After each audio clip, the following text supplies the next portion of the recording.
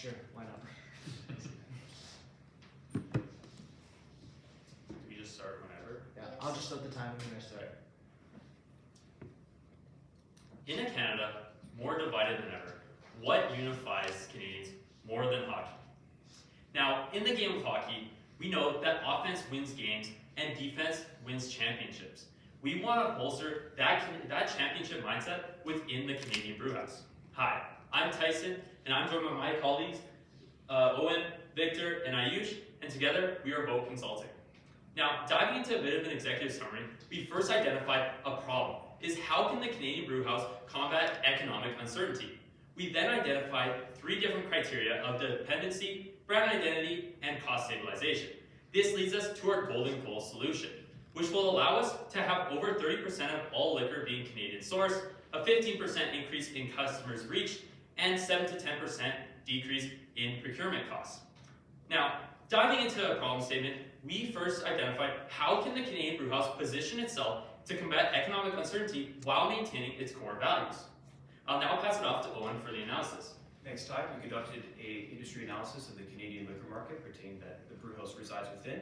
And although there's economic uncertainty with U.S. tariffs, there are considerable opportunities within the Canadian liquor market, particularly due to a stable regulatory environment and loosening interprovincial trade regulations. This gives an opportunity to follow along with consumer preferences, focusing more towards spirits and local beer brands, as well as the fact that 26% of liquor sales are from restaurants. Some of the competitors in our competitor analysis include First Round, Brown Social House, and Boston Pizza, with Boston Pizza obviously encompassing a great portion of market share. However, Canadian Brewhouse is very strong with online customer satisfaction with their 4.3 out of 5-star rating. That, coupled with an expected 1.6 compound annual growth rate and a low rate of entry between different locations for franchise restaurants, we see an opportunity for market share capture in the long term. Did a gap analysis of where the brewhouse currently is, where they're going to be desirably in the future, and an action plan to get there. Currently, the Canadian Brewhouse has considerable international dependence on beer and spirit imports, as well as a threatened Canadian identity through geopolitical tensions. However, they have really strong online customer satisfaction and a relatively strong Instagram presence. We desire the brewhouse in the future to be more domestically reinforced with their beer and spirit partnerships, as well as achieve sustainable competitive advantage through strong Canadian identity and customer connections reinforced by this Canadian patriotism, all while harnessing Instagram engagement. Our plan to get from the current state to the desired state pertains to drink menu brand awareness redesign, engagement with local breweries and distilleries, all target marketing towards Canadian sports culture heritage, as well as a social media engagement strategy. We did an alternatives matrix of 3 potential solutions, those being Eastern Canada market share capture, restaurant interior design revitalization, local partnerships and digital marketing, all with our predetermined criteria of dependency, brand identity, and cost stabilization, and determined that local partnerships and digital marketing falls in our recommendation as per a golden goal solution that I'll pass off to Ayush to explain. So what does it take to win a golden goal, and what does it take in the back end to win a championship? Well, that encompasses defense and offense. Well, in defense, we want to play and defend our reliance on U.S. companies by shifting towards Canadian products. In our offense sense, we want to be in a comprehensive marketing strategy that incorporates our new partnerships and existing ones into our core values. From there, that'll bring us to championships, and a strategy that must contain an adaptive timeline that concretes and growth targets in order to set goals. Well, in our defensive playbook, we're going to be doing a procurement and supply strategy that will enable the Canadian Brewhouse to strengthen its local partnerships, harnessing the values of nationalism in Canada and limiting dependency. Well, in every good game of hockey, you got the hip check, back check, and the forward check. For the hip check, we're going to be driving economic stability and reducing U.S. uncertainty. In the back check side, we're going to be strengthening defense through our locally focused menu. And in the forward check, we're going to be securing local partnerships for long-term growth. Well, in the hip check, we want to gain possession. Currently, we are over-reliant on the U.S. for our beer and spirits, and we really want to mitigate this with the economic uncertainty that will be present. We want to create a cost stability and reliability for our consumers to come by. We don't want tariffs and economic uncertainty to be a limiting factor for people to come and attend the brew house saying, hey, is my price going to go up because something down south happened? We don't want that to be the case, as we want people to know brew house as a stable, reliable place to come watch an Oilers game and enjoy a good night. Well, from there we want to be able to control our supply chain and ensure consistency, something that is already present but now focused more locally. Well, at a national level, we'll be able to say the proud Canadian. With over 40 locations Canada-wide, we have the ability to say and tailor new menus locally and have a great partnership going for all our local breweries. will have a marketing edge in increasing the customer retention and overall have a win-win, not just for the Canadian Brew House, but for all of our local partnerships. That brings us to the back check to set up a neutral zone trap. We want to focus on this menu. A key aspect here is going to be adding these flags to showcase where is an alcohol source. This will encourage customers to choose Canadian sourced items. Additionally, it allows us to provide even more options, as each location will have different tailored local options and distilleries contributing to their menu. This adds a low-end cost that can be integrated right away. It will additionally allow boost sales to locally sourced products. A key aspect here is we want a win-win situation for both our local partnerships as well as for our brew house. Well, with this, you'll be able to go to an Oilers game, enjoy a great beer, and now you'll be able to go back to the local distillery and try that beer. Creating a win-win for a local brewery that would potentially never get that client, now has tried it at the brew house and will go there. It strengthens the Proudly Canadian. Again, we have 40 different brands, brew houses nationwide, and we really want to focus on the locality of each one. Each Edmonton brew house has a possibility to be different. Each Calgary brew house has the potential to be different with their menu while keeping the same stuff. Well, we need a good forecheck to get going on the power play. Well, in Edmonton alone, we have 20 breweries within the Ice District 10-minute drive. Well, that really is a good aspect for reliability on a Canadian supply chain. It also allows us to be really competitive with our Edmonton and surrounding area competitive market, as no other restaurant currently has these distilleries on their menu. These are more focused towards the local. And now this gives us another leg up. It fosters community, as now the brew house here in Edmonton has the ability to strengthen the community, whether it be in the Strathcona region or in the Ice District region. And again, the high customer retention will be present throughout, as customers appreciate, at this point in time, Canadian sourced and locally sourced. And that strong drive allows Canadian Brew House to be put in a different position, as we showed in our matrix. Well, who do you need on the front on lineup when you're doing on a power play? Well, we have 11 different companies that we can work with overall in Alberta. From there, we found 5 key long-term partners that are very viable for us, but can be worked with tomorrow. And the key three ones that can be worked with today include the Eau Claire Distillery. Why we're going to pick this? They're one of the most decorated craft distilleries here in Canada and already have a really well-integrated supply chain down south. Well, that supply chain can be mimicked very effectively and incorporated into the brew house's local supply chain and moved north, allowing us to get that in. From there, since we have a high dependency on the U.S. liquor, when we move and work with Burnwood Distillery, it allows us to get a bunch of new different hard liquor into our brew houses, allowing us once again to remove our dependency on the U.S. And finally, the most important one we see for the brew house to engage with is High Rock Brewery. Right now, they are removing themselves from a three-year contract with one of our biggest competitors, Brown's Social House. This allows us to have a great market strategy to sweep in, take this local opportunity, and as well as procure this opportunity. They're one of the biggest breweries here in Alberta and allow us and have us start. A key aspect I want to mention here is these are the big 3 that can be used all across Alberta, but we also have the ability to go nationwide with these. Additionally, each menu, each brewery, and each brew house here in Alberta and nationwide can have the local distilleries that we mentioned on our map. Each 20 can be integrated into the menu, and the Ice District can have a different menu than the one down in South Edmonton Con. Well, we've done the defense. What's on the offense? Now, diving into our offensive playbook, we need a comprehensive marketing strategy that will enable the Canadian Brew House to expand their brand awareness and build a competitive advantage in an untapped space. Now, to do this on offense, we need to aim, shoot, and score. Now, to do this, we need to aim at a target demographic with precision. Then, we need to shoot by taking advantage of an open opportunity, and then we need to score by identifying and achieving our recommended goal. Now, in our aim strategy, who are we going to be targeting?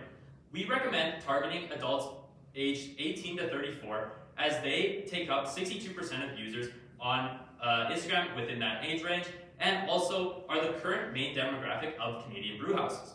They also have a high usage of Instagram at 33 minutes per day on average. Now, what do they bring? They bring nationalist values, the love of sports, and the desire for an action-filled experience. Now, going on to our shoot strategy, we show your current Instagram platform. Now, we see that you have 49,000 followers. Now, this is very high compared to your competitors, such as Boston Pizza, who have a larger market share than Canadian Brew House, but have the same amount of followers. Now, we also see that you have your hashtag, Our House is Your House. But we also see that there's a lack in your page with your mixed color scheme. Now, we recommend that you theme your page to your colors. Now, with the corporate colors, we're able to embrace the Canadian roots and appeal to customers. Now, here we show a changed demographic of what your page might look like. Now, in doing this, we also want to introduce a new hashtag that is home in the true north. Now, this bodes unity and belonging and is a play on your prior hashtag. Now, in doing this, we're able to reach your enhanced state where you establish a brand that lives and breathes Canadian values, has an increased follower count, and increased community support and reach. Now, to figure out the lasting effects and benefits of this strategy, we must score. Now, by doing this, we can see higher impressions and higher followers leading to increase in app engagement. Now, this increase in app engagement can lead to larger average customer food and drink purchases as shown through research. Now, we can also prepare long-term opportunities with our partnerships in the near future, making different posts and collaborating with these local partners. And lastly, we will have a larger data sample that will allow us to make data-driven decisions with our data and analytics. So now that we walked through our defensive and our offensive playbook, let's look at how we can become a championship team. Now, going into the Canadian Brewhouse, it's important that our strategy must have a feasible timeline and tracks these key performance indicators in order to capitalize on these new growth opportunities.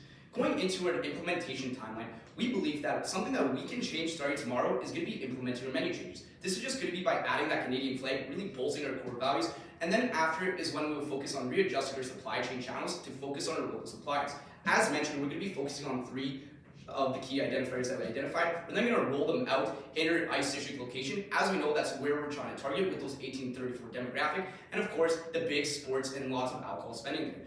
But with all doing this, we want to maintain and build and maintain our local relationships and nationally all throughout, starting now and into the foreseeable future. Now, looking on the offensive side of things, it's important that we begin our Instagram page redesign starting now. This is something that really allows us to get our corporate colors, keep our core Canadian nationalism, and really allow us then to go into our offensive marketing strategy as we start shifting and presenting our new local partnerships. We then also want to promote those local partners, fostering our Canadian core values, and allow them to have that also marketing on another perspective, giving them another source of revenue.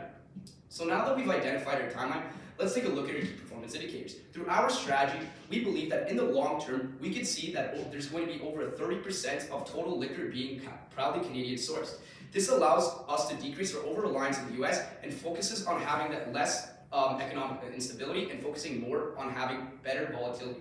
We also then can see that we see through our offensive playbook strategy, we can see a 15% increase in our total brand identity, which allows us to improve our awareness while maintaining our key core values. And of course, through our industry analysis, we believe that we can see a 7 to 10% decrease in our supply chain and operational expenses, which allows us to have better operating margins for the future, as this is very important and vital for the Canadian Brewhouse. So now that we identified our strategy, let's take a look at our risk mitigation. The first risk we looked at is supply capacity and reliability. This is important because we are going to be partnering with smaller breweries, so therefore, as we have 40 locations that are planning to expand, we want to make sure that this is commercially viable. By doing this, we're then going to diversify our partnerships to avoid bottleneck and backlog issues, and this is something that we can also do to create longer partnerships into the future. And of course, because we are going to be shifting from those US products, specifically more on the liqueur and the spirit side of things, as we know that Canada stopped actually buying US liquor. So one thing we want to incorporate is product quality. We know that the US has strong taste like Fireball, Skewball whiskey, and that's something that we really want to create an internal audit system that allows us to have good, strong tasting cocktails and drinks, focusing mostly on having that strong quality, and of course, focusing lastly on rising input costs. We know that it's going to be important to create a long-term structured contacts with our partners to maintain those margins. Now, taking a look at our overall playbook, now that we've identified everything, let's just simply walk you through our solution again. We can see that the problem that we've identified is how can the Canadian Brewhouse combat economic uncertainty. We know that through our dependency, brand identity, and cost stabilization, our golden goal solution will allow us to have over 30% of all Canadian liquor being sourced, a 15% increase in our customers reached, and a 7 to 10 decrease in our procurement costs. Now, let me tell you, back in 2010, Sidney Crosby scored that golden goal and unified all of Canada. We believe that the Brewhouse has this opportunity to unify Canadians, build nationalism, and focus on building long partnerships into the future. Thank you, and now we open the floor for questions.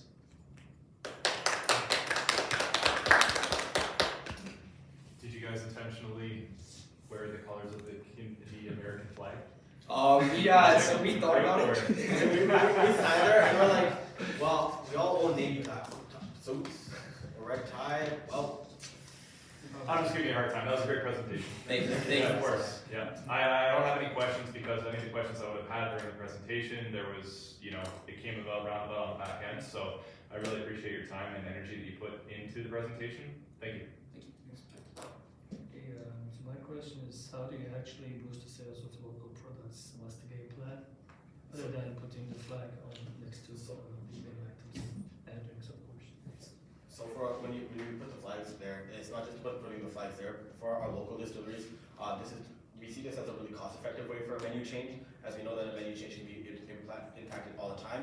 Our menu is already very, very Canadian. If you look through the entire menu, it's probably the most Canadian menu you'll ever see. We want to introduce these local distilleries just as a menu section and say local, right? And each section, once we have the local section in Edmonton, for example, or in the Ice District local, it allows us to move those. And when you try something at the brew house, which is a really big area and has more options, you then can transfer that into your smaller area. That's how we see it as going to spending. Boston Pizza can really say they can easily put a flag next to, I don't know, almost Canadian.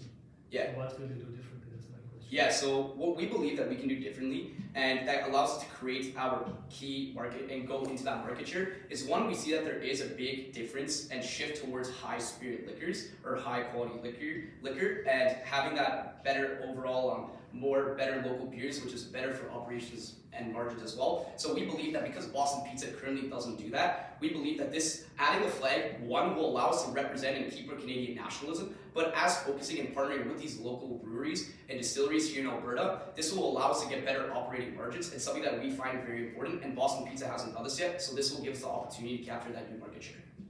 So do you assume that procuring local is automatically going to reduce your costs, or do you have some data to back that up? From a procurement standpoint, we have in our appendix research done from McKinsey Company. We know that based on the research that they provided, based on the research provided by that, we have the so we have with the McKinsey Company did the research here. Additionally, in the procurement side of supplying locally, you can see that there's different costs associated that can allow us to reduce our margin at that level. So we do have some actual case backing for our cost reduction side. So does it apply to the beer industry as well, or is it just general? This is a supply chain management for when you're in the local side. Obviously, given costs we are unaware of, how much Canadian Brewhouse currently produces. Once we given that cost sheet, we can definitely do some calculations from our side and provide an actual margin and give you financials associated with that with our team. Yeah, and to further add on to that point, we wanted to look at a more broad perspective, and so we could see that McKinsey, a large consulting agency already, has done this coverage, and so we believe that based on their analysis of reducing average cost reduction by 10 to 20%, we took an average, and that's kind of where we got to that 7 to 10% procurement rate, and we believe that this is definitely fair and can even be a lower end, as we can see that this goes up to 20%. I'm good. I appreciate your time. Thank you. Thank you.